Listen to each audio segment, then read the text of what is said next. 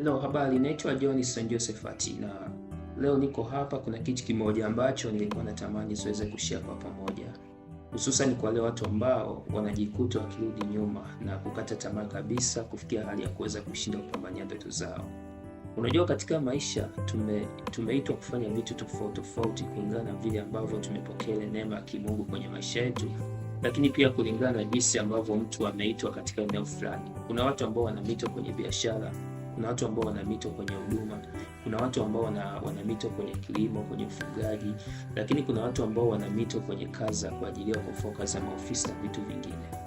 Lakini kwa takwimu zinavyoonekana, kuna watu wengi ambao wamejikuta wakirudi nyuma baada ya kukata tamaa kwa mazingira ambao wanapitia katika kazi zao, katika huduma zao, au katika biashara zao na vitu vingine ambavyo watu wanakuwa na vifanya. Lakini siku ya leo ninapenda tu tuweze kuangalia kitu kimoja ambacho kinasema kwamba Mungu akiweka mambo makubwa ndani yako, hakuna wa kukuzuia kuyafikia. Na nipende niongee kitu kimoja tu kwako, kwamba unapozaliwa hadi kufikia hatua ya ukuaji, huwa kuna vitu ambavyo Mungu anaviweka ndani yako, na vile vitu Mungu anaviweka kwa maksudi kwamba vije vizae impact hapo kwa baadaye. Na kuna kuwepo na picha kubwa, na ambao ile picha ikishajengeka kwa ukubwa ndani yako, unapoiweka katika practice inakuja kuleta impact, na zile impact zinakuwa ni impact ambazo zinaweza kuja kuwa beneficial kwa watu wengi. Lakini wakati mtu anapambana, whether katika business, katika huduma au katika chochote kile ambacho nakifanya, huwa kuna some challenges ambazo huwa tuna face, na hizo some challenges inaweza kuwa labda zimetoka kwa watu au ni vita ambayo unapitia tu ya kiroho, au ni vita tu inatoka kwa watu. Sasa zile challenges ambazo tunazipitia au vita ambazo tunazipitia, wakati mwingine huwa zinafanya mtu kuchoka na kuweza kukata tamaa, kushindwa kabisa kuweza kupambania kile kitu ambacho unaweza kupitiwa. Lakini siku ya leo unapaswa kutambua kwamba Mungu anapoweka jambo ndani yako, hakuna mtu kukuzuia kulifikia. Iweje, iwe mvua au jua, lazima kitu ambacho umeweza kuitiwa kuja kukifikia tu. Na nikuelezee kwamba mafanikio sio mambo ambayo yanakuja kwa muujiza, bali ni mkakati wa kimungu ambao unakuwa ndani ya mtu binafsi. Na ndio maana wale wasomi wa Biblia, ukija kusoma katika kitabu cha Yeremia sura ya 1 mstari wa 4, Mungu anamwambia Yeremia kwamba kabla hujazaliwa nilikujua. Yaani kuna vitu ambavyo Mungu anamwelezea Yeremia kwamba kabla sijakuumba tumboni mwa mama yako nilikutakasa na nimekuweka kuwa nabii wa mataifa. Kwa nini? Why the prophet? Why to become a prophet of nations? Maana yake kuna destiny kubwa ambayo ilikuwa ndani ya Yeremia, lakini Yeremia anajiangalia maisha yake, uwezo wa anajiona hawezi kufanya communication, hawezi kujieleza kwa watu, hawezi kusema nini. Kile kitu kinakuwa ni kama hindrances, kinasimama kama kizuizi cha kuweza kufikia hatima. Lakini Mungu anamuencourage, anamwambia kwamba kabla sijakuumba tumboni mwa mama yako nalikujua na nikakutakasa, pia nimekuweka kuwa nabii wa mataifa. Na napokuwa nikikwambia hivi, nina ushahidi kwamba hatima ikiwa ndani yako au jambo kubwa likiwa ndani yako, hakuna wa kukuzuia kulifikia. Kwa nini hakuna wa kukuzuia? Jambo la kwanza, Mungu ndiye mwenye mamlaka ya mwisho juu ya maisha yako. Yaani mhusika mkubwa sana wa maisha yako ni Mungu pekee. Yeye akisema ndio ni ndio, haiwezi kuwa hapana. Mungu akisema kwamba mtafikia eneo fulani, lazima ufike. Hakuna yeyote anaweza kusema kupinga. Ukitwa kwa political leader, hakuna mwanadamu wa kusema uweze kufika hapa. Wanadamu wataweka mipango mingi ya kukwamisha, mipango ya kukuamsha, ya kukuangusha, lakini siku moja tu, one day, ambao huijui, utajikuta tunafika eneo elekezi ambalo Mungu alishapanga kwa mtalifikia. Lakini jambo la pili, upinzani ni sehemu ya maandalizi. Wale wanaojaribu kukuangusha sometimes wanafanyika madaraja ya kukuvusha kwenda ng'ambo. Unajua, kitu kimoja ambacho nimekuja kujifunza kutokana na challenges za maisha au changamoto ambazo zinapita, unapopita kwenye wakati wa matatizo, challenges na vitu vingine, never give up.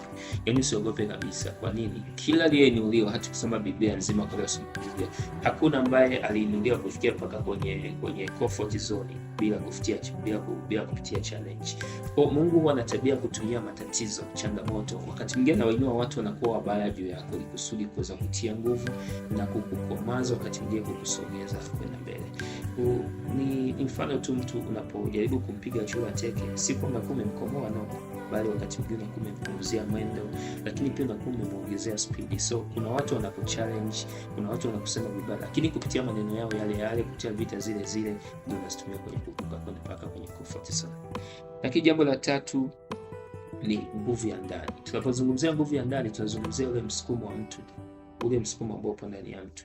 Kitu kikisha kuwa ndani ya mtu, hakuna naweza kukizuia. Kwa nini? Kwa sababu ule msukumo unaokuwa ndani yako. Nilikuwa najifunza kitu kimoja kwenye Bible kutoka kwenye story ya Yeremia, wakati anapigwa na mtu mmoja anaitwa Pashuri. Biblia inasema ilifika hatua Yeremia akashindwa kufanya prophecy, yani akashindwa prophesy to the nations. Na mwisho wa siku aliketi chini akasema, ndipo niliposema sitamtaja tena wala sitasema kwa jina lake. Lakini Yeremia anakomment anasema kwamba lakini ndani mwangu kumekuwa kama moto wa kama siwezi kujizuia. Kwa nini? Kitu kikisha kuwa ndani yako hakuna wa kukinyamazisha, kwa sababu hatima ikisha kuwa ndani yako inabaki kuwa kama moto, wote kama kuunguza na kuforce kufanya jambo fulani, kuforce kufika maeneo fulani. Kwa hiyo ile nguvu ya ndani inayokuwa ndani ya mtu hakuna awezaye kuinyamazisha. Kwa mfano, baada ya Yusufu kuona maono ya uongozi, kuona maono ya utawala, hakushindwa kuyasema, alijikuta tu automatically tu anatamka. Why? Kwa sababu kuna kitu ndani kilikuwa kimsukuma. Lakini bado akiwa alipogelezana na mwambia ile mfungo mwingine, anamwambia kwamba usisite kwenye utakapokuwa mbele ya Farao. Kwa nini? Kwa sababu aligundua kwamba destiny yangu ni kuwepo Ikulu. Na baada ya kugundua kwamba destiny yangu ni kuwepo Ikulu, kwa ile destiny ilikuwa na msukumo kuwepo Ikulu. Kwa jambo kubwa ambalo lilikuwa ndani ya Yusufu ilikuwa ni kwa kiongozi ndani ya Ikulu. Kwa hiyo haya ndio mambo matatu ambayo yanaweza kusimama kama sababu ya kuzuilika kufikia mambo yako. Lakini tunapokuwa katika kustruggle kuweza kufikia hatima kubwa, ndoto kubwa, mipango mikubwa, huwa tuna maadui watatu. Maadui ambao wanaweza sometimes wanaweza kufanya ushinde kufikia hatima yako. Adui wa kwanza ni hofu na mashaka. Unajua, usikubali sauti ya hofu iwe kubwa kuliko sauti ya Mungu. Usiseme mimi ni mdogo. Kwa mfano, useme mimi ni mdogo. Yaani ile sauti inayokutia hofu usifanye kuwa kubwa sana ndani yako kiasi kwamba inakuja inazima ile moto wako ndani yako. Mungu akishaweka kipaji ndani yako sometimes kifanye kirahisi. Mungu akishaweka jambo lolote, ameweka huduma ndani yako, ameweka wito wa biashara, unasikia msukumo wa kufanya business, unasikia msukumo wa kufanya agriculture, unasikia msukumo wa kuomba kazi fulani, unasikia msukumo wa speak to the publics, ukisikia msukumo wa kujoin to the political positions, usiuzibe. Yani usiuzibe. Hofu ikishainuka ndani yako, mashaka yakishainuka, yanakufanya ushinde kufikia destiny. Kwa mfano Peter katika Bible, Petro alikuwa na hamu kubwa ya kuweza kumfikia Yesu kwa kutumia njia ya kutembea juu ya maji. Na mwanzoni alitembea vizuri, akaona hatua nzuri, lakini pindi tu alipoona upepo katika bahari, maji yanaanza kutoa mawimbi, Petro alipotazama kaogopa. Na Biblia inasema kwamba baada ya kuogopa alianza kuzama. Ndipo unaona anamwita Yesu, anamwambia kwamba Bwana mkubwa niokoe. Kwa nini? Aliogopa. Lakini adui namba 2 ni kutafuta kibali kwa wanadamu. Unajua kuna watu ambao wanashindwa kufika kule ambako wameitiwa waweze kufika kwa sababu yani muda mwingi wana struggle kutafuta vibali kutoka kwa wanadamu. Yani hawampatii muda Mungu nafasi ya kuweza kuhusika kwenye maisha yao, isipokuwa wanafanya vitu ili kusudi waweze kuonekana kwa watu. Kuna watu ambao wanafanya huduma ili waweze kusifiwa na watu, wanafanya kazi kusudi waweze kusifiwa na watu. Usifanye kitu kama hicho. Wakati unapokuwa katika utendakazi, unapokuwa katika kufanya kazi fulani, kufanya huduma fulani, unapoamua kufanya jambo fulani, ulifanye ili kusudi waweze kusifiwa na Mungu na si mwanadamu. Kwa nini? Kwa sababu aliyekuumba ni Mungu, na ndio anajua kesho yako, na ndio amebeba kibali cha kuweza kufikisha unataka kwenda, lakini pia kufikisha kule ulichokuweza kufika. Kwa hiyo unapokuwa na struggle, just tafuta kibali kutoka kwa Mungu na si kwa mwanadamu. Lakini adui namba 3 ni kukata tamaa mapema. Kukata tamaa mapema kumekuwa ni destiny enemy. Yamekuwa ni adui wa hatima za watu wengi. Sometimes we are trying to struggle, lakini hatufiki popote. Kwa nini? Kuna mambo mengi ambayo tunapitia, maybe physical interests, spiritual interests. Hasa tunapokuwa tunafikia kwa vizuizi vya kiroho, vizuizi vya kimwili, kisaikolojia na vitu vingine, vinatufanya tunakata tamaa. Unapokea upinzani, unapokea challenge, unapokea changamoto na inakukatisha tamaa. What you can learn from this passage, unafanya mambo yoyote yale, usiogope changamoto. Unapopita katika changamoto, kujitia moyo wa ujasiri, sema ninakwenda kufika kule nienda. na wakati mwingine jiambie mwenyewe nitafika. Unajua kuna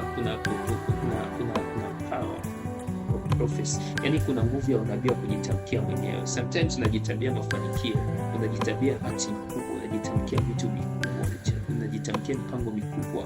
Once you speak, once something happens. Yani wakati unazidi kuzungumza, unazidi kutamka, kuongea, kufanya nini, hivyo vitu ambavyo vinakuja kutokea. Ni nafikiri kufikia hapa tutakuwa umeshajifunza kitu, lakini nimalizie kwa kupatia actions plans, hatua za kuchukua unapohitaji kufikia mambo yako makubwa. Hatua ya kwanza, ishi kwa imani. Imani itakupatia ujasiri, imani itakupatia nguvu, imani itakuwa ni kiongozi kwako kuweza kusogea mbele, imani itakupatia matumaini, itakupatia hope. Yani wakati mwingine ukiwa katika ile nguvu ya kiimani, ukiwa katika ile mtazamo wa kiimani, kuna destiny utakuwa, yani kuna maeneo utakuwa unaona mbele yako, kuna vitu, yani kuna kiti kinachopendeza, kiti kizuri utakuwa una imani ya kufanya kwa powerful. Lakini hatua ya pili, linda moyo wako. Na Biblia inatuhusia kabisa habari ya kulinda moyo katika kile kitabu cha Mithali sura ya itakuwa 23 au 16.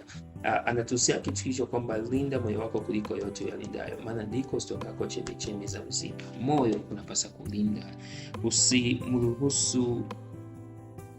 Usiruhusu shuhuda za nje uharibu ule mtazamo wa kimungu kwa ndani yako. Unajua kuna wakati mwingine we are seeking for the advices, yani kuna wakati unatafuta ushauri, maybe unapohitaji labda ku start a business. Kuna muda unaomba ushauri kutoka kwa watu kwamba mimi nataka nianzishe biashara, naombeni ushauri. Sasa watu wanakushauri ndivyo sivyo. Kuna wengine watakushauri vizuri, wengine watakwambia biashara zinahitaji hasara, hicho kinachotaka ukifanya hakina mafanikio, tumefanya muda mwingi lakini tumefeli, tumeshuhudia watu wengi wanafeli. Sasa zile shuhuda za nje usije kuziruhusu kuweza kuzima ile moto wako ambao upo ndani yako. Lakini hatua ya tatu, fanya kazi kwa bidii. Unajua pia ili Mungu aweze kukubariki, ili Mungu aweze kukufikisha katika hatima ile unayokusudia kuweza kufika, lazima pia ujifunze kuweza kufanya kazi kwa bidii. Hakuna aliyefanikiwa kwa kutokufanya kazi, na ndio maana Biblia inatuhusia kwamba itaibariki kazi ya mikono yako. Lakini pia katika Wathesalonika akasema kwamba ikiwa mtu kwenu hataki kufanya kazi, basi asile chakula. Kazi ndio msingi pekee wa maisha yetu. Unapohitaji kuweza kufanikiwa katika eneo lolote lile, lazima ujifunze kuweza kufanya kazi. Kwa na kazi yako ambayo unafanya, na jitume katika kufanya kazi kwa bidii. Lakini wakati mwingine seek for the knowledge, yani tafuta maarifa ya weke kwenye kazi, weke kwenye ushindani. Mwisho wa siku utajikuta unapiga hatua kubwa sana kwenye maisha yako. Lakini jambo la mwisho ni ujasiri wa ndani. Ujasiri wa ndani. Ukiwa ni jasiri utapata hope ya kusonga mbele. Ukiwa ni jasiri utapata power, utapata strength ya kusonga mbele. Yani utapata nguvu, utapata ule uimara, utapata msukumo wa kuweza kupiga hatua kwenda kwenye destiny ambayo umeweza kuitiwa. Na mwisho kabisa ni kushukuru. Na nikwambie tu, ukichukua hatua zote hizi ni rahisi sana kuweza kufikia mambo yako makubwa, na ni rahisi sana kuweza kuingia kwenye ulimwengu wa mafanikio. Asante, nikutakia wakati mwema.